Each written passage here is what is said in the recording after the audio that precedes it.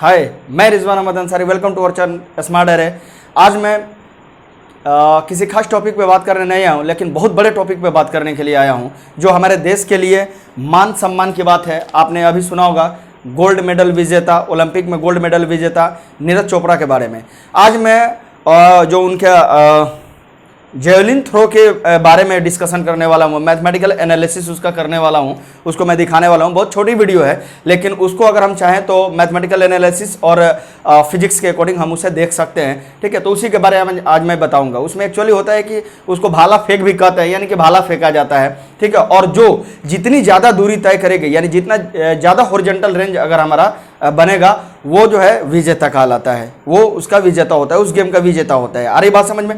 तो जाहिर सी बात है, सबसे पहली बात कि जितने भी ओलंपिक में जितने भी कैटेगरीज हैं, उसमें जो हमारे इंडियंस जीत करके आए हैं, चाहे वो ब्रोंज मेडल हो या फिर गोल्ड मेडल हो, ठीक है, जो भी जीत करके आए, सबको पहले दिल से मेरा सैल्यूट है और मुबारक हो सारे भारतीयों को, सारे इंडियंस को मुबारक हो कि ऐसा इतिहास में आना। हमें यही इंडियंस, इसी टाइम के इंडियंस जो है ना, इसी युग के रहने वाले जो है, कोई गांजा पी रहा है, कोई दारू पी रहा है, कोई नशा कर रहा है, कोई कुछ कर रहा है, लेकिन इन लोगों को भी एक जुनून, एक नशा चढ़ा हुआ था, जो कि आज जो है रिजल्ट भी दिख रहा है।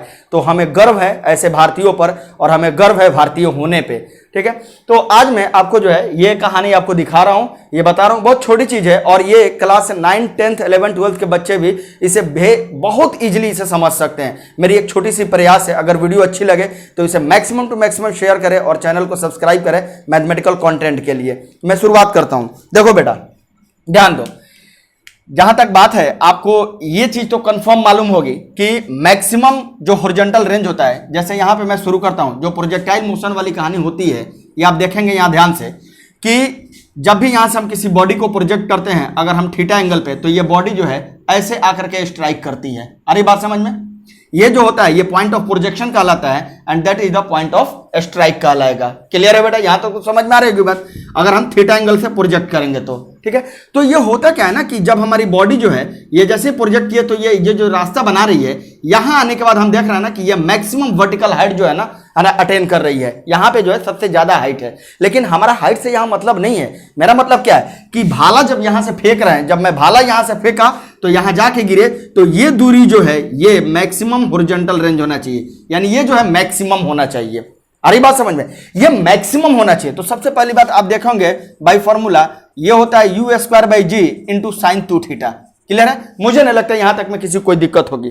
अब इस पे हम क्या करेंगे, मैक्सिमम का फॉर्मूला अप्लाई करेंगे, मैक्सिमम का कंडीशन अप्लाई करेंगे, यानी कि आर मैक्सिमम कब होगा। देखिए, यू क्या है? इनिशियल स्पीड है। यू क्या है बेटा? इनिशियल स्पीड या इनिशियल वेलोसिटी कह लीजिए, क्योंकि इसमें डायरेक्शन इनिशियल वेलोसिटी है ये।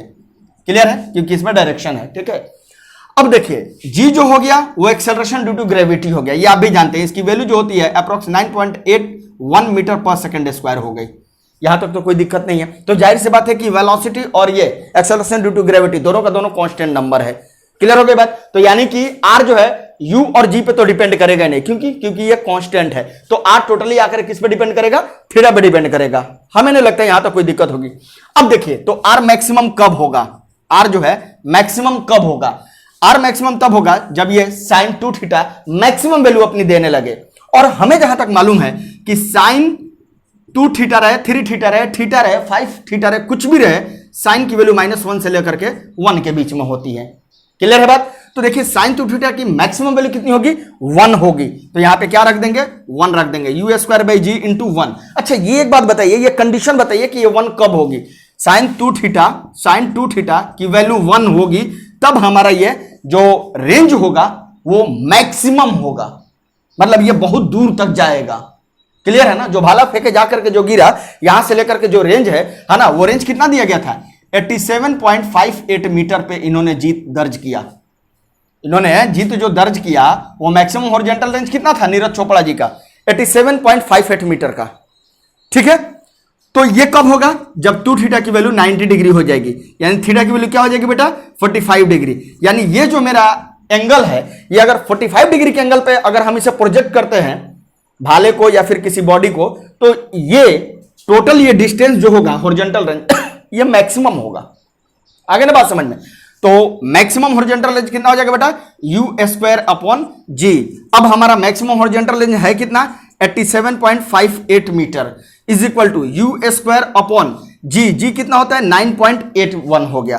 तो यहां पे यू स्क्वायर आप देखेंगे तो कितना हो जाएगा 87.58 इंटू 9.81।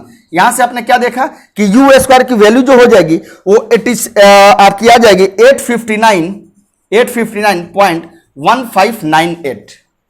ये आपकी यू स्क्वायर की वैल्यू है। तो यू की वैल्यू क्या हो जाएगी प्लस माइनस 859.1598 मीटर पर सेकेंड। ये ध्यान रखिएगा, यानी प्लस माइनस ये कैलकुलेट करके कितना आएगा 29.311 मीटर पर सेकेंड।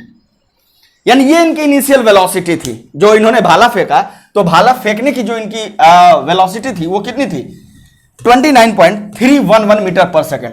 अब यहां बात आ रही है कि सर यहां माइनस है, तो माइनस साइन तो हम लेते नहीं है। ये आपको भी बात मालूम होगी कि ये हम माइनस साइन जो है नहीं लेंगे, ठीक है, क्योंकि हमें बात मैग्नीट्यूड की हो रही है। तो इसलिए हमने यहीं से हमने क्या किया माइनस साइन को हटा दिया। मैंने यहां पे प्लस माइनस इसलिए लगाया क्योंकि जब मैं स्क्वायर हटा रहा था उसके बारे में बात कर रहा था। तो ये हमारा क्या हो गया इनका इनिशियल स्पीड था। अगर आप इसे किलोमीटर में बदलना चाहते हैं 311, अगर आप इसे किलोमीटर प्रति घंटा में बदलना चाहते हैं तो आपका हो जाएगा 29.311 इंटू 18/5 से मल्टीप्लाई कर दीजिए, हो जाएगा किलोमीटर प्रति घंटा। ये आएगा लगभग 105 दशमलव कुछ ये आ जाएगा आपको 105.52 किलोमीटर प्रति घंटा। सोचो किस स्पीड से इन्होंने फेंका। यानी आपको समझ में आ रही बात। मैक्सिमम हॉरिजॉन्टल रेंज का मैंने फॉर्मूला लगा दिया यू स्क्वायर बाई जी, और यहां मैंने जब कैलकुलेट किया तो यू की वैल्यू कितनी आ गई 29.311 मीटर पर सेकंड के। यानी एक सेकंड में ये भाला जो है 29.311 मीटर जो है डिस्टेंस ट्रेवल कर रही है। आगे बात समझ में। यानी किलोमीटर के हिसाब से मैं बात करूं तो 105.52 किलोमीटर प्रति घंटा, यानी एक घंटे में ये भाला कितना दूर जाएगा 105 किलोमीटर लगभग जाएगा, 105.5 किलोमीटर। सोचो ये कितनी बड़ी बात है ना, और सच में ये गर्व वाली बात है।